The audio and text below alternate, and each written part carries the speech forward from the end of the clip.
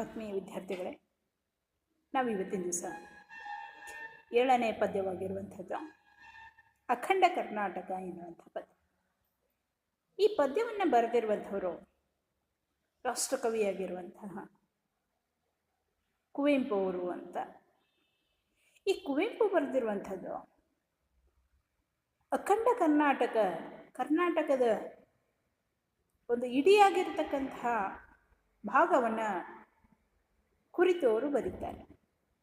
ಆದರೆ ಕರ್ನಾಟಕದಲ್ಲಿ ಯಾವ ರೀತಿಯಾಗಿರುವಂತಹ ಭಾವನೆಗಳನ್ನು ಹೊಂದಿದ್ದಾರೆ, ಹೇಗಿದ್ದಾರೆ ಜನ ಎನ್ನುವಂಥದ್ದನ್ನು ಹೇಳ್ತಾರೆ. ಅಂದರೆ ಇಲ್ಲಿ ನಡೀತಕ್ಕಂಥದ್ದು ರಾಜಕೀಯವಾಗಿರುವಂಥದ್ದು ಯಾವ ರೀತಿ ಇದೆ ಎನ್ನುವಂಥದ್ದನ್ನು ಹೇಳ್ತಾರೆ. ಇಲ್ಲಿ ಕೂಗಾಟದ ರಾಜಕೀಯ ನಾಟಕ ಎನ್ನುವಂಥದ್ದನ್ನು ಹೇಳ್ತಾರೆ. ಇನ್ನು ಬೂಟಾಟದ ರಾಜಕೀಯ ನಾಟಕ ಎನ್ನುವಂತಹ ವಿಚಾರಗಳನ್ನು ಕೊಡ್ತಾರೆ. ಇನ್ನು 4 ದಿನದ ರಾಜಕೀಯ ನಾಟಕ, ಇವರು ಏನೇ ಮಾಡಿದ್ರು ಎಷ್ಟೇ ಮಾಡಿದ್ರು ಎಷ್ಟು ದಿನ ಮಾಡ್ತಾರೆ ಅಂತಂದರೆ 4 ದಿವಸ ಮಾಡ್ತಾರೆ. ಆದರೆ ಹೆಸರು ಹೇಳೋದು ಮಾತ್ರ ಮಹಾನ್ ಕವಿಗಳ ಹೆಸರುಗಳನ್ನು ಹೇಳಿ ರಚನೆ ಮಾಡುವಂಥದ್ದನ್ನು ನಾವು ನೋಡ್ತೀವಿ. ಎಲ್ಲವೂ ಕೂಡ ನಾಟಕವಾಗಿರುವಂಥದ್ದು, ಕೃತಕವಾಗಿರುವಂಥದ್ದು, ಯಾವುದು ಶಾಶ್ವತ ಇರಲಾರ್ದಕ್ಕಂಥದ್ದು ಎನ್ನುವಂಥ ವಿಚಾರಗಳನ್ನು ಕೂಡ ಇಲ್ಲಿ ಅವರು ವ್ಯಕ್ತಪಡಿಸ್ತಾರೆ. ಇನ್ನು ಮುಂದೆ ಹೇಳ್ತಾರೆ ನೋಡಿ ಪದ್ಯ, ಅಖಂಡ ಕರ್ನಾಟಕ ಅಲ್ತೂ ನಮ್ಮ ಕೀರ್ತಿಶನೀಯ ರಾಜಕೀಯ ನಾಟಕ, ಪರಿಯ ಹೊಟ್ಟೆ ಬಟ್ಟೆಗಲ್ತು, ಪಕ್ಷ ಜಾತಿ ಕಲಹ ಕಲ್ತು, ಹಮ್ಮು ಬಿಮ್ಮು ಸೊಮ್ಮಿಗಲ್ತು, ಬಣ್ಣ ಚಿಟ್ಟೆ ಬಾಳಿಗಲ್ತು, ದರ್ಪ ಸರ್ಪ ಕಾರ್ಕೂಟಕ, ಸ್ವಾರ್ಥಪಣ ಕ್ರೀಡೆಗಲ್ತು, ರಾಜಕೀಯ ಪೇಟಕ ಅಖಂಡ ಕರ್ನಾಟಕ. ನೋಡಿ, ಅಖಂಡ ಕರ್ನಾಟಕ ಹೇಗಿದೆ, ಯಾವ ರೀತಿಯಾಗಿದೆ ಅನ್ನುವಂಥ ವಿಚಾರಗಳನ್ನು ಹೇಳುವಂಥ ಸಂದರ್ಭದಲ್ಲಿ ನಮ್ಮ ಕೀರ್ತಿಶನೀಯ ರಾಜಕೀಯ ನಾಟಕ ಅಂತ ಹೇಳ್ತಾರೆ. ಜನ ಹೆಂಗೆ ನಾಟಕ ಮಾಡ್ತಾರೆ, ಅದು ರಾಜಕೀಯ ನಾಟಕ. ಯಾವುದರ ಸಲುವಾಗಿ ಅಂತಂದರೆ ಕೀರ್ತಿಯ ಸಲುವಾಗಿ, ಹೆಸರಿನ ಸಲುವಾಗಿ, ತಮ್ಮ ತನವನ್ನು ಪ್ರಸಿದ್ಧಿ ಮಾಡಿಕೊಳ್ಳುವಂತಹ ಸಲುವಾಗಿ ರಾಜಕೀಯವನ್ನು ಮಾಡ್ತಾರೆ. ಏನೇ ಮಾಡಿದರೂ ಕೀರ್ತಿ, ಹೆಸರು, ಆ ಪ್ರಸಿದ್ಧಿ ತಮಗೆ ಸಲ್ಲಬೇಕು ಎನ್ನುವಂಥ ವಿಚಾರಗಳನ್ನು ಕೂಡ ಇಲ್ಲಿ ಅವರು ಹೇಳ್ತಾರೆ. ಅದಕ್ಕೆ ಅವರು ಮಾಡುವಂತಹ ರಾಜಕೀಯ ನಾಟಕ ಎಂಥದ್ದು ಅಂತಂದರೆ ಕೀರ್ತಿ ಶನೀಯವಾಗಿರುವಂಥದ್ದು ಅಂತ ಹೇಳ್ತಾರೆ.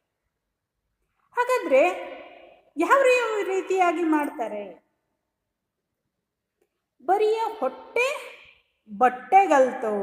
ನೋಡಿ, ಬರೀ ಹೊಟ್ಟೆ ಬಟ್ಟೆ ಅಷ್ಟೇ ಆದರೆ ಸಾಲದು, ಒಂದು ವಿಚಾರಗಳನ್ನು ಕೊಡ್ತಾರೆ.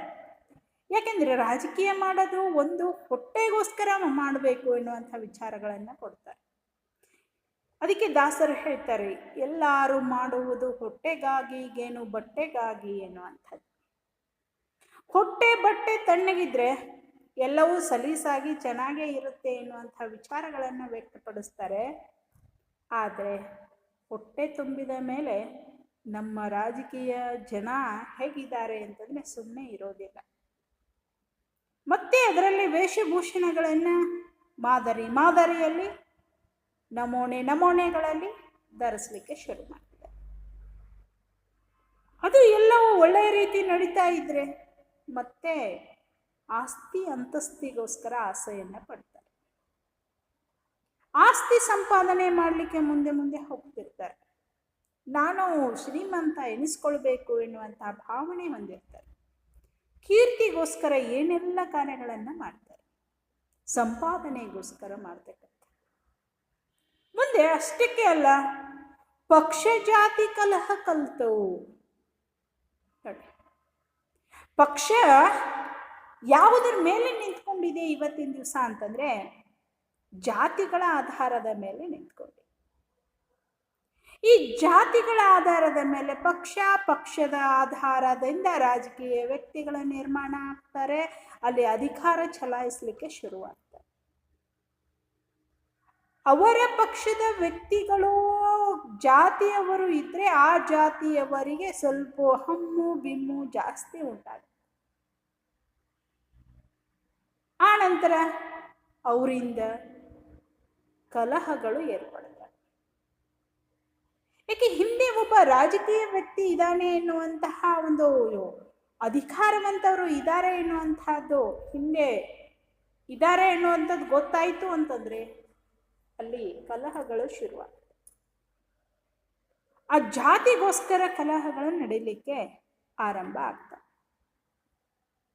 ಹಮ್ಮೊಬ್ಬೊಮ್ಮ ಸೊಮ್ಮಿಗಲ್ತೋ ನೋಡಿ, ಸೊಕ್ಕು, ಗರ್ವ, ಬಿಗುಮಾನ, ಒಂದು ಗಾಂಭೀರ್ಯ ಉಂಟಾಗಲಿಕ್ಕೆ ಶುರುವಾಗುತ್ತೆ. ಅಧಿಕಾರ ಬಂತು, ಆಸ್ತಿ ಬಂತು, ಅಂತಸ್ತು ಬಂತು, ಜಾತಿಯ ದರ್ಪ ಶುರುವಾಯಿತು ಅಂದರೆ ಅಲ್ಲಿ ಆಟೋಮೆಟಿಕ್ ಆಗಿ ಸಹಜವಾಗಿ ಸೊಕ್ಕು ಬರಲಿಕ್ಕೆ ಶುರುವಾಗುತ್ತೆ, ಗರ್ವ ಉಂಟಾಗುತ್ತೆ, ಒಂದು ಗಾಂಭೀರ್ಯತೆ ಅವರಲ್ಲಿ ಒಳಗಾಗ್ತಾ ಇದ್ದಾರೆ. ಇನ್ನು ಬಣ್ಣ ಚಿಟ್ಟೆ ಬಾಳಿಗಲ್ತೋ ನೋಡಿ, ಬಾಳು ಅನ್ನೋದು ಬಣ್ಣದ ಚಿಟ್ಟೆಯ ತರಹ ಅಲ್ಲ ಅಂತ ಹೇಳ್ತಾರೆ. ಯಾಕೆ? ಆ ಬಣ್ಣದ ಚಿಟ್ಟೆ ಹೂವಿಂದ ಹೂವಿಗೆ ಹಾರತಕ್ಕಂತಹ ಒಂದು ದುಂಬಿ ಅದು. ಹಾಗೆ ಈ ಒಂದು ಅಧಿಕಾರ ಇಲ್ಲಿರುವಂತಹ ಜನ ಅಥವಾ ಇಲ್ಲಿರುವಂಥದ್ದು ಆ ರೀತಿ ಅಲ್ಲ ಎನ್ನುವಂಥ ವಿಚಾರಗಳನ್ನು ಕೂಡ ಕುವೆಂಪು ಅವರು ಹೇಳ್ತಾರೆ. ರಾಜಕೀಯ ವ್ಯಕ್ತಿಗಳ ಒಂದು ಕೀರ್ತಿಶನೀಯ ರಾಜಕೀಯ ನಾಟಕ ಅಲ್ಲ ಇದು ಕರ್ನಾಟಕ ಖಂಡ ಆಗಲಿಕ್ಕೆ, ಜಾತಿಯದ್ದು ಅಲ್ಲ. ಅಥವಾ ಇಲ್ಲೇ ಬಣ್ಣದ ಚಿಟ್ಟೆಯ ತರಹ, ಊಸರ ಒಳ್ಳೆಯ ತರಹ ಬಣ್ಣ ಬದಲಾಯಿಸುವವರಿಂದ ನಿರ್ಮಾಣ ಮಾಡ್ಲಿಕ್ಕೆ ಸಾಧ್ಯ ಇಲ್ಲ. ಇದು ಇಲ್ಲಿ ಜೋಳವಾಳಿ ಕೂಳಿಗಲ್ತೋ, ದರ್ಪ ಸರ್ಪ ಕಾರ್ಕೂಟಕ ನೋಡಿ, ಜೋಳವಾಳಿ ಅನ್ನದ ಋಣವನ್ನು ತೀರಿಸ್ತಕ್ಕಂಥವನು, ಕೂಳಿಗಲ್ತವು ಊಟಕ್ಕೋಸ್ಕರ ಯಾರು ಬದುಕ್ತಾ ಇಲ್ಲ, ಕರ್ನಾಟಕಕ್ಕೋಸ್ಕರ ಬದುಕ್ತಾ ಇದ್ದಾರೆ ಜನ. ಇಂತಹ ಬದುಕತಕ್ಕಂತಹ ಜನರ ಒಂದು ದರ್ಪ ಹೆಂಗಿದೆ, ಇಲ್ಲಿ ಆಳ್ವಿಕೆ ಮಾಡುವಂಥವರ ಒಂದು ದರ್ಪ ಯಾವ ರೀತಿ ಕಂಡು ಬರುತ್ತೆ ಅಂತಂದ್ರೆ ಕಾರ್ಕೂಟಕ ವಿಷಸರ್ಪದ ಹಾಗೆ ಕಂಡು ಬರ್ತಾ ಇದೆ ನೋಡಿ. ಕಾರ್ಕೂಟಕ ವಿಷಸರ್ಪ ಅಂತಂದ್ರೆ ಆ ಕಾರ್ಕೂಟಕ ವಿಷಸರ್ಪ ಕಚ್ಚಿದ್ರೆ ಎಲ್ಲ ಅವಯವಗಳು ಕೂಡ ಊನವಾಗ್ತಕ್ಕಂಥದ್ದು. ಬರೇ ವಿಷ ಸರ್ಪ ಕಚ್ಚಿದ್ರೆ ವಿಷ ಏರುತ್ತೆ, ಅದನ್ನ ಏನಾದರೂ ಮಾಡಿ ನಾವು ಮತ್ತೆ ವಿಷವನ್ನು ತೆಗಿಬಹುದು ಅಥವಾ ಆ ವಿಷವನ್ನು ನಿವಾರಣೆ ಮಾಡಬಹುದು, ಇಲ್ಲ ಅವನು ಒಮ್ಮೊಂದೊಮ್ಮಲಿಗೆ ಸತ್ತು ಹೋಗ್ಬೋದು. ಆದರೆ ಈ ಕಾರ್ಕೂಟಕ ವಿಷ ಸರ್ಪ ಕಚ್ಚಿದ್ರೆ ಸಾಯೋದಕ್ಕೂ ಬಿಡೋಲ್ಲ, ಬದುಕೋದಕ್ಕೋಸ್ಕರನೂ ಬಿಡೋದು. ಆ ಮನುಷ್ಯನನ್ನ ಇರೋವರೆಗೂ ಕೂಡ ನರಳಿ ನರಳಿ ಸಾಯಿಸ್ತಕ್ಕಂತಹ ವಿಷ ಯಾವುದರಲ್ಲಿ ಇರುತ್ತೆ ಅಂದರೆ ಕಾರ್ಕೂಟಕ ವಿಷ ಸರ್ಪದಲ್ಲಿ ಇರುತ್ತೆ. ಭಯಂಕರವಾಗಿರುವಂತಹ ಸರ್ಪ ಕಾರ್ಕೂಟಕ ಅಂತ ಹೇಳ್ತಾರೆ. ಹಾಗೆ ಎಲ್ಲ ಅವಯವಗಳು ವಕ್ರವಾಗ್ತಕ್ಕಂಥದ್ದು ಇದರ ಒಂದು ವಿಷದ ಒಂದು ಪರಿಣಾಮ ಅಂತ ಹೇಳ್ತಾರೆ. ಕೈ ಇರ್ಬೋದು, ಕಾಲ ಇರ್ಬೋದು, ಅಥವಾ ಗೋಣು ಇರ್ಬೋದು, ಮೂಗು ಇರ್ಬೋದು, ಕಣ್ಣುಗಳು ಇರ್ಬೋದು, ಕಿವಿಗಳು ಇರ್ಬೋದು, ನಾಲಿಗೆ, ಬಾಯಿ ಎಲ್ಲವೂ ಕೂಡ ವಕ್ರವಾಗ್ತಕ್ಕಂಥದ್ದು ಕಾರ್ಕೂಟಕ ವಿಷದಿಂದ ಅನ್ನುವಂಥದ್ದು. ಇಂತಹ ವಿಷಜಂತುಗಳು ರಾಜಕೀಯದಲ್ಲಿ ಇದ್ಕೊಂಡು ಎಂತಹ ಒಂದು ಕೀರ್ತಿಗೋಸ್ಕರ ನಾಟಕವನ್ನ ಆಡ್ತಾ ಇದ್ದಾರೆ ಅನ್ನೋದನ್ನ ಕೊಡ್ತಾರೆ. ಸ್ವಾರ್ಥಪರಣ ಕ್ರೀಡೆಗಲ್ತು ನೋಡಿ, ಅಲ್ಲಿ ಹೇಳ್ತಾರೆ ತಮ್ಮ ಸ್ವಾರ್ಥಕ್ಕೋಸ್ಕರ ಸಮೂಹವನ್ನ ಗುಂಪುಗಾರಿಕೆಯನ್ನ ಮಾಡಲಿಕ್ಕೆ ಅಲ್ಲಿ ಹೋಗ್ತಕ್ಕಂಥದ್ದನ್ನು ಕಂಡು ಬರ್ತಾರೆ. ಸ್ವಾರ್ಥಕ್ಕೋಸ್ಕರ, ಸ್ವಂತಕ್ಕೋಸ್ಕರ, ತಮಗೋಸ್ಕರ ಇಲ್ಲಿ ಮಾಡ್ತಕ್ಕಂಥದ್ದು ಗುಂಪುಗಾರಿಕೆ ಇರ್ಬೋದು, ಸಮೂಹದಿಂದ ಕುಡ್ಕೊಂಡು ದರ್ಪ ಮಾಡ್ತಿರ್ಬೋದು, ಅಥವಾ ದಬ್ಬಾಳಿಕೆ ಮಾಡ್ತಿರ್ಬೋದು, ಅಥವಾ ದೌರ್ಜನ್ಯಗಳನ್ನ ಮಾಡ್ತಿರ್ಬೋದು. ಇದು ಒಂದು ರಾಜಕೀಯ ಪೇಟಕ. ಇದು ರಾಜಕೀಯ ವ್ಯಕ್ತಿಗಳ ಒಂದು ಸಮೂಹನೇ ಈ ರೀತಿ ಮಾಡ್ತಾ ಇದೆ ಅನ್ನೋದನ್ನ ವಿಚಾರಗಳನ್ನ ಕೂಡ ನಾವಿಲ್ಲಿ ನೋಡ್ತೇವೆ. ಯಾಕೆ ಅಧಿಕಾರ ಬಂತು ಅಂತಂದ್ರೆ ಆ ವ್ಯಕ್ತಿಗಳು ಏನ್ ಬೇಕಾದನ್ನ ಮಾಡ್ತಾರೆ, ಮಾಡಲಿಕ್ಕೆ ಹಿಂಜರಿಯೋದಿಲ್ಲ ಎನ್ನುವಂಥ ವಿಚಾರಗಳು ಇಲ್ಲಿ ಕಂಡು ಬರ್ತಾ ಇದೆ. ಅದಕ್ಕೆ ಅಂಥವರಿಂದ ಅಖಂಡ ಕರ್ನಾಟಕವನ್ನು ನಿರ್ಮಾಣ ಮಾಡಲಿಕ್ಕೆ ಸಾಧ್ಯ ಇಲ್ಲ. ಒಳ್ಳೆಯ ಕೋಟಿ ಕೋಟಿ ಮನಸ್ಸುಗಳಿಂದ ಅಖಂಡ ಕರ್ನಾಟಕವನ್ನು ನಿರ್ಮಾಣ ಮಾಡಲಿಕ್ಕೆ ಸಾಧ್ಯ ಎನ್ನುವಂಥ ವಿಚಾರಗಳನ್ನು ಕುವೆಂಪು ಅವರು ಹೇಳ್ತಾರೆ. ಅದಕ್ಕೆ ಅಖಂಡ ಕರ್ನಾಟಕ ನೋಡಿ, ಸ್ವಾರ್ಥ ಫಣ ಕ್ರೀಡೆಗಲ್ತೋ ರಾಜಕೀಯ ಪೇಟಕ, ಇದು ಅಖಂಡ ಕರ್ನಾಟಕ ಎನ್ನುವಂತಹ ವಿಚಾರಗಳನ್ನು ಈ ಪದ್ಯದಲ್ಲಿ ಕೊಡ್ತಾರೆ. ಇನ್ನು ಮುಂದೆ ನೋಡಿ, ಅಖಂಡ ಕರ್ನಾಟಕ ಮತ್ತೆ ವಿಷಯಗಳನ್ನು ಹೇಗೆ ಕುವೆಂಪು ಅವರು ಇಲ್ಲಿ ಹೇಳ್ತಾರೆ. ಸರಸ್ವತಿಯೇ ರಚಿಸಿದೊಂದು ರಾಜಕೀಯ ತ್ರೋಟಕ, ಮರೆಯಲ್ಲ ಆತ್ಮ ಸಂಸ್ಕೃತಿ, ಬೆಳಗ್ಗೆ ಜೀವ ದೀದಿತಿ, ಪರಮಾತ್ಮನ ಚರಣ ದೀಪ್ತಿ, ಶರಣ ಹೃದಯಗಳಲ್ಲಿ ಹೊತ್ತಿ, ಉಸಿರುಸಿರಿನ ಹಣತೆ ಭಕ್ತಿ, ಉರಿಯಲೆಂದು ತಣ್ಣಗೆ ಬಾಳ್ ಸೊಡರ್ ಗುಡಿಯ ನೆತ್ತಿ.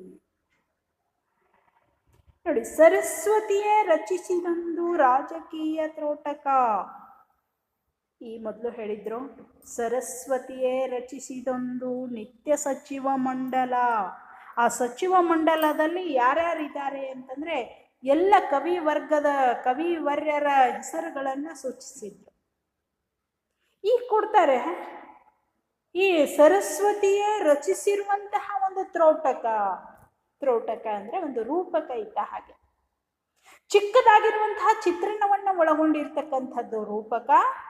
ಇದನ್ನು ಯಾರು ರಚನೆ ಮಾಡಿದ್ದಾರೆ ಅಂದ್ರೆ ಸರಸ್ವತಿಯೇ ರಚನೆ ಮಾಡಿದ್ದಾಳೆ ಅಂತ ಹೇಳ್ತಾರೆ.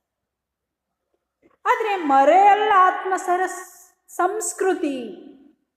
ನೋಡಿ, ಸಂಸ್ಕೃತಿಯನ್ನು ಯಾವತ್ತೂ ಮರೆಯಲಿಕ್ಕೆ ಸಾಧ್ಯ ಇಲ್ಲ ಎನ್ನುವಂಥ ವಿಚಾರ ಬರ್ತಾ ಇದೆ. ಆದರೆ ಮತ್ತೊಂದು ಕಡೆ ಹೇಳ್ತಾರೆ, ಎಲ್ಲಿ ರಾಜಕೀಯ ತನ್ನ ಪ್ರಭುತ್ವವನ್ನು ಸಾಧಿಸುತ್ತೋ ಅಲ್ಲೇ ಸಂಸ್ಕೃತಿ ತನ್ನ ಒಂದು ಸ್ಥಾನವನ್ನು ಕಳೆದುಕೊಳ್ಳುತ್ತೆ. ಸಂಸ್ಕೃತಿ ಪ್ರಭುತ್ವತೆಯನ್ನು ಹೊಂದಿದ್ರೆ ರಾಜಕೀಯ ಅವನತಿಯತ್ತ ಹೋಗ್ತಾ ಇದೆ. ರಾಜಕೀಯ ಬೆಳೆದ್ರೆ ಸಂಸ್ಕೃತಿಗೆ ಉಳಿಗಾಲವಿಲ್ಲ, ಸಂಸ್ಕೃತಿ ಉಳಿದ್ರೆ ರಾಜಕೀಯಕ್ಕೆ ಉಳಿಗಾಲ ಇಲ್ಲ. ಎರಡೂ ಒಂದೇ ತಕ್ಕಡಿಯಲ್ಲಿ ಕುತ್ಕೊಂಡು ಹೋಗ್ಲಿಕ್ಕೆ ಸಾಧ್ಯ ಇಲ್ಲ ಎನ್ನುವಂಥ ವಿಚಾರ ಕೂಡ ಕಂಡು ಬರ್ತಾ ಇದೆ. ಅದಕ್ಕೆ ಮರೆಯಲ್ಲ ಆತ್ಮ ಸಂಸ್ಕೃತಿಯನ್ನು ಏನ್ ಮಾಡಿಬಿಡ್ತಾರೆ ಅಂದ್ರೆ ಮರೆತು ಬಿಡ್ತಾರೆ ಎನ್ನುವಂಥ ವಿಚಾರ ಕೊಡ್ತಾರೆ. ಬೆಳಗ್ಗೆ ಜೀವ ದೀದಿತಿ, ಮತ್ತೆ ಹೇಗೆ ಬೆಳಗ್ತಾ ಇದೆ, ಕಾಂತಿಪೂರ್ಣವಾಗಿ ಹೊಳಪಿನಿಂದ ಪ್ರಜ್ವಲಿಸ್ತಕ್ಕಂಥದ್ದು ಈ ದೀದಿತಿ ಜೀವ ಎನ್ನುವಂಥ ವಿಚಾರಗಳನ್ನು ಕೊಡ್ತಾರೆ. ಪರಮಾತ್ಮನ ಚರಣ ದೀಪ್ತಿ. ನೋಡಿ, ಪರಮಾತ್ಮ ಆ ದೇವರ ಒಂದು ಪಾದಗಳಲ್ಲಿ ಅಡಿಯಲ್ಲಿ ದೀಪ್ತಿ ಅಂತ ಹೇಳ್ತಾರೆ. ಚರಣ ಅಂದ್ರೆ ಪಾದ, ಅಡಿ ಅಂತ ಹೇಳ್ತಾರೆ. ಆ ಪರಮಾತ್ಮನ ಚರಣಗಳಲ್ಲಿ ದೀಪ್ತಿ ಆಗ್ತಕ್ಕಂಥ, ಶರಣ ಹೃದಯಗಳಲ್ಲಿ ಹೊತ್ತಿ. ನೋಡಿ, ಪರಮಾತ್ಮನ ಪಾದಗಳಿಂದ ಶುರುವಾಗಿರುವಂಥದ್ದು ಶರಣರ ಹೃದಯಗಳಲ್ಲಿ ಹೊತ್ತಿ ಬೆಳಗ್ತಕ್ಕಂಥದ್ದು ಜ್ಯೋತಿ ಅಂತ ಹೇಳ್ತಾರೆ. ಶರಣ ಅಂತಂದ್ರೆ ತಲೆಬಾಗು ಅಂತ ಹೇಳ್ತಾರೆ. ಸತ್ಯ ನ್ಯಾಯ ಪ್ರಾಮಾಣಿಕತೆಯಿಂದ ಕಾರ್ಯವನ್ನು, ನಿಷ್ಠೆಯಿಂದ ಪ್ರಾಮಾಣಿಕತೆಯಿಂದ ಕಾರ್ಯ ಮಾಡ್ತಕ್ಕಂಥವರಿಗೆ ನಾವು ಶರಣರು ಅಂತ ಕರೀತೀವಿ. ಅಂತಹ ಪ್ರಾಮಾಣಿಕತೆಯಿಂದ ಕಾರ್ಯ ಮಾಡ್ತಕ್ಕಂಥವರ ಹೃದಯಗಳಲ್ಲಿ ಹೊತ್ತಿ ಬೆಳಗ್ತಕ್ಕಂಥದ್ದು ಒಂದು ಅಖಂಡ ಕರ್ನಾಟಕ. ಅದನ್ನ ರಾಜಕೀಯ ಜನ ಒಂದು ರೂಪಕದ ರೀತಿಯಲ್ಲಿ ತಿಳಿದುಕೊಂಡಿರುವಂಥದ್ದನ್ನು ನಾವು ನೋಡ್ತೀವಿ. ಉಸಿರುಸಿರಿನ ಹಣತೆ ಭಕ್ತಿ.